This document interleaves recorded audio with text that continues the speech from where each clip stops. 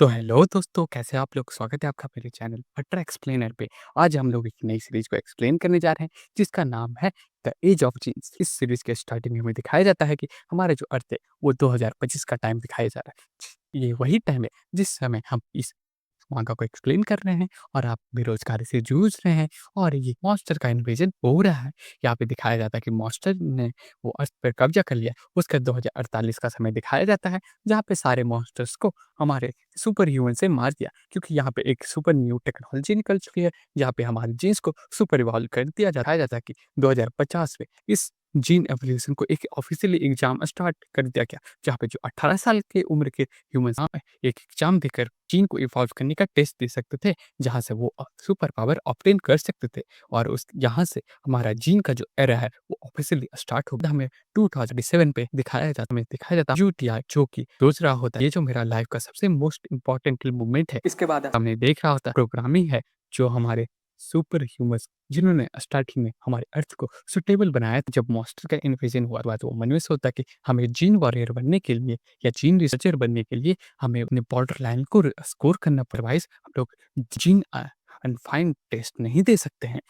और वो फिर मैंने बोलता कि ये जहाँ चांस मैं मिस कर दूँगा, तो मैं इस एरा के द्वारा अबैंडन्ड कर दिया जाऊँगा और मैं इस एरा में सबसे लोएस्ट कैटेगरी में रहूँगा। एक टास्क लाइक ज़िंदगी जीऊँगा। उसका मैंने अपने बचपन से ही बहुत ज़्यादा ही मेहनत, बहुत ज़्यादा ही परीक्षा दी, बहुत ज़्यादा ही टेस्ट दिया, बहुत ही मेहनत की, अपनी जी-जान तोड़ मेहनत किया और उसके बाद इस मुकाम पे मैं पहुँचा हूँ। और मैंने अपनी फिज़िकल और अपनी फ़िज़िक को बेटर बनाने के लिए एक मेरा जो क्रेज़ी ट्यूटर जो एकदम कमीना हमारे जैसे स्कूल का पीटी टीचर होता है, जो हमारे पीटी के पीरियड को खा जाता है। एक वैसे ही उसे इतना जी-जान तोड़ मेहनत कराए, उसके बाद वो बोलता है कि जो मेरा मेहनत है, आज ये डिसाइड होगा कि मैं जीतूँगा या हारूँगा। उससे कॉल आती है, उस कॉल के वो आदमी जो रहता है, वो कहता है कि क्या तुम्हें पता है नहीं कि यहाँ पे 1% चांस है तुम्हारे मरने का भी, और क्या तुम इसे नहीं दे सकते हो? क्योंकि हम बिना दिए भी इसे रह सकते हैं टेस्ट। तो फिर वो बोलता है कि मम्मी, मैं तो इसे दूँगा, क्योंकि मैं ठहरा मेन कैरेक्टर है। मैंने तो पूरे एग्ज़ाम में ही टॉप किया था, तो फिर मैं कैसे नहीं दूँगा? मैं तो पक्का ही जी वापस कर ही लूँगा। वो बोलता है कि मैं इसके बारे में आपसे बाद में बात करूँगा, क्योंकि क्लास में बहुत सारे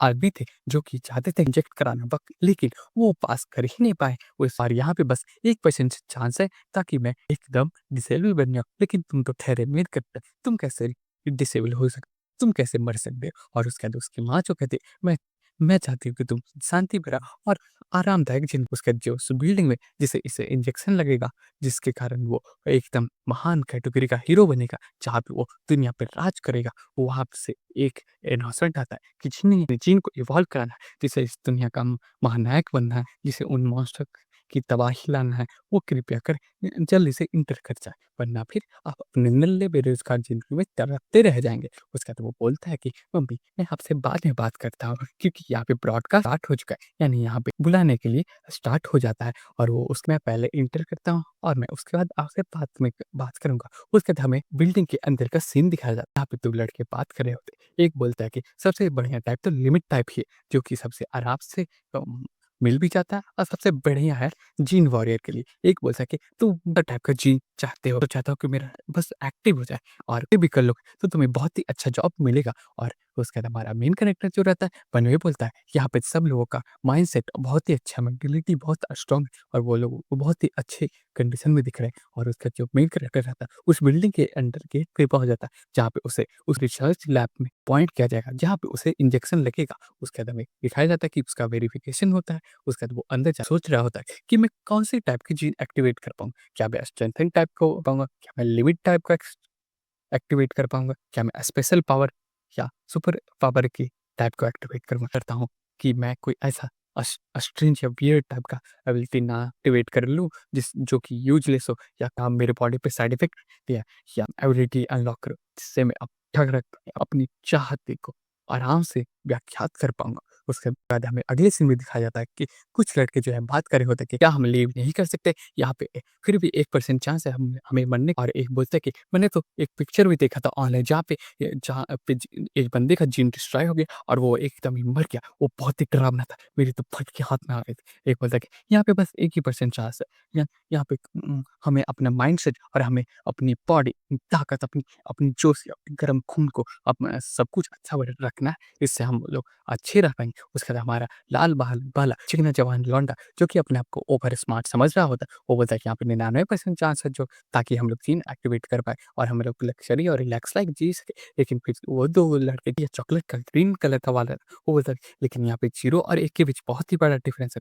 उसके बाद उस लाल रंग बाल वाले लड़के का वो नंबर आ जाता है और उसके बाद बोला जाता है कि कृपया कर जल्दी से आ जाए। उसके बाद फिर वो बोलते हैं कि तुम लोग इन्हें रुको और मुझे देखो मैं कैसे एक अच्छा जीन एबिलिटी अनलॉक करूँगा। उसके बाद फिर हमारा जो मेन कैरेक्टर रहता है वो बोलता है कि यहाँ पे सभी लोग चाहते हैं कि वो एक जीन अवेकनर बन जाए और मैं भी चाहता हूँ कि मैं भी एक यूज़फुल जीन एबिलिटी अनलॉक करूँ और उसके बाद वो अपना लेबोरेटरी के सामने पहुँच जाता है। वो बोलता है कि मैं यहाँ पहुँच गया, कि मैं इसी समय का बहुत देर से इंतज़ार कर रहा था। लेकिन जैसे ही वो गेट नॉक करने जा रहा था, उसी समय उसके बगल वाले गेट से एक ब्लास्ट दिखाई देता है और वो बोलता है व्हाट द हेक? उसके बाद फिर वो मन में बोलता है कि ये तो वही स्टूडेंट था ना जो कि अभी इंटर किया था, क्या वो राम नाम सुहा हो गया? उसके बाद दिखाई देता है कि वो राम नाम सुहा हो रहा होता है। उसके बाद 2 साइंटिस्ट आ रहे होते हैं, वो बोलते हैं कि ये तो इंजेक्शन का साइड इफेक्ट है, ये जल्दी से इसे फायर एक्सटिंग्विश से जल्दी से एक्सटिंग्विश करो, इस पे जल्दी से डी रैंक का रिकवरी मेडिसिन यूज़ करो। उसका दिखाया जाता है,